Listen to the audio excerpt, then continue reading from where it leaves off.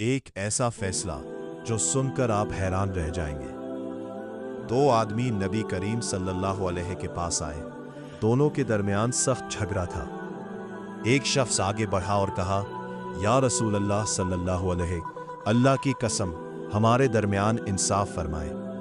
پھر اس نے کہا، میرا بیٹا اس شخص کے پاس کام کرتا تھا اور اس نے اس کی بیوی کے ساتھ گناہ کر لیا۔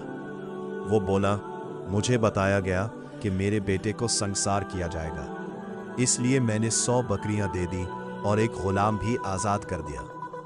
لیکن جب نبی صلی اللہ علیہ نے سنا تو فرمایا، میں تمہارے درمیان اللہ کے حکم کے مطابق فیصلہ کروں گا۔